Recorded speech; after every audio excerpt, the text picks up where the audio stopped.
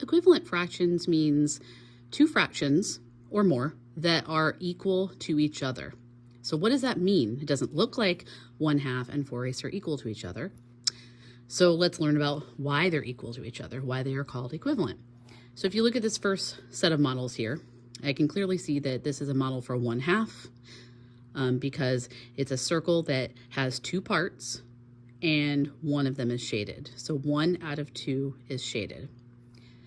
This is a model for 4/8 because it is a circle that is been divided into 8 pieces where 4 are shaded, 4/8. By looking at the models for 1/2 and 4/8, you can see that they have equal shaded portions, and that shows you that they take up the same amount of space, and that's why they're equivalent. Okay, so let's look at the same fractions being modeled on number lines. So I have a number line that has been divided into 2 parts, 1 out of 2, 2 out of 2. 2 out of 2, of course, is equivalent to 1 whole.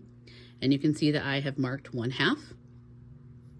Then I have a number line. It's the same size number line, but it's been divided into 8 equal pieces. So you can see that I have marked the 4/8 on this number line, and you can see that they line up perfectly and they take up the same amount of space. If I was going to draw a bar, you can see that they take up the same amount of shading space that way too. So this bar going from 0 to 1/2 is going to be the same length as this bar going from 0 to 4/8. They take up the same amount of space. So here's 1/2 and 4/8, and I've gone ahead and I'm going to show you that I can take this number line that's already been divided up into, it could easily model 1/2 again. It's been divided into 2 parts because that denominator of 1/2 is 2, 2 parts. And I'm going to use the same one now to, I'm going to break up this same number line into 8 pieces, and I'll show you why I know to do that. I know that if I multiply 2 times 4, I'm going to get 8. And whatever I do to the denominator, I also have to do to the numerator, but we'll come back to that. So I'm going to go ahead and break up these 2 pieces into 4 pieces, since I'm saying 2 times 4. And when I'm done, I should have 8 total pieces on my number line. So here's 1 piece. So I'm going to cut it in half, and I'll cut each of those halves in half.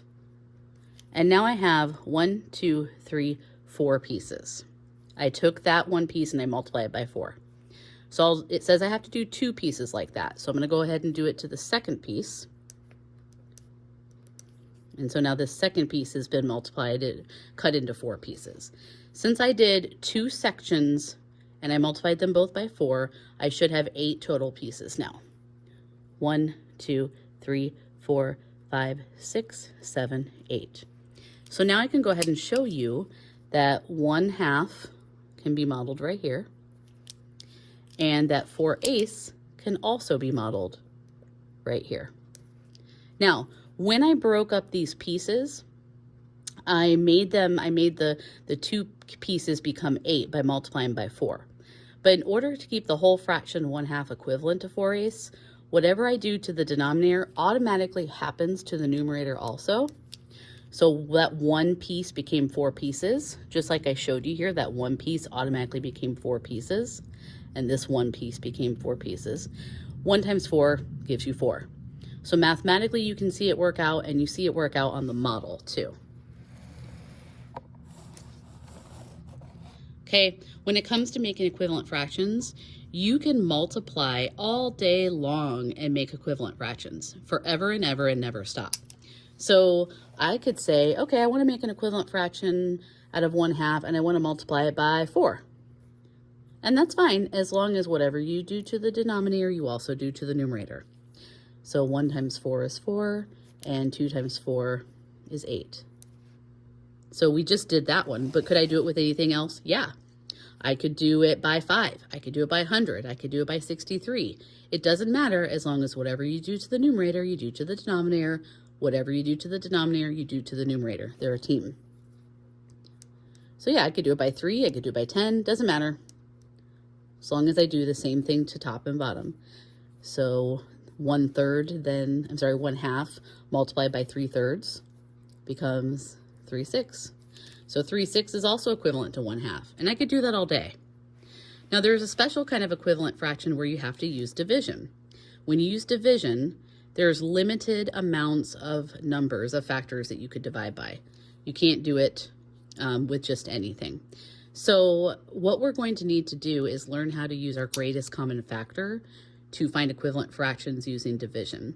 In 5th grade, you'll know that as reducing a fraction to its lowest terms or simplifying a fraction. So you can see here that I've got 4/8. I've got it listed twice just so I can show you a few different things. But I'm going to go ahead and find the greatest common factor between the 4 and the 8 so that I know what I need to divide them by. So here's all the factor pairs for 8. Here's all the factor pairs for 4. The biggest factor that they have in common is 4. So that means I can divide both the numerator and denominator by 4 in order to find an equivalent fraction using division. So I'm going to go ahead and divide the 4 by 4. 4 divided by 4 gives me 1. And I'll divide the 8 by 4 because I have to do the same thing to both numerator and denominator. 8 divided by 4 gives me 2. So I found 4/8 equivalent to 1/2 using division. Now, if you're not comfy with that, if say that the work you're doing says, hey, here's fraction 4/8 and it's equal to 1/2, can you prove that it's true?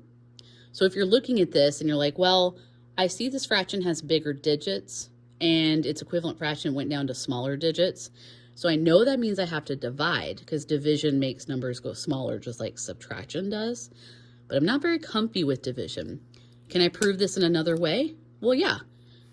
If you have two fractions set equal to each other and you're being asked to prove that they're equivalent, then start with the fraction that has the smaller digits and use multiplication.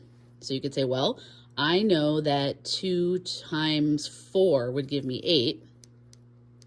So that worked out for me, that's true. And this is truly equivalent if I can also multiply my numerator by 4 and get this numerator. So I'll have to do, because whatever I do to the denominator, I have to do the numerator. So is it true that 1 times 4 is 4? Yes, it is. So I have just proved that 4/8 is equivalent to 1/2.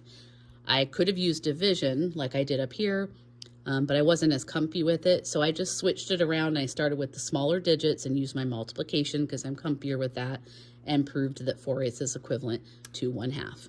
And that is equivalent fractions. Keep practicing.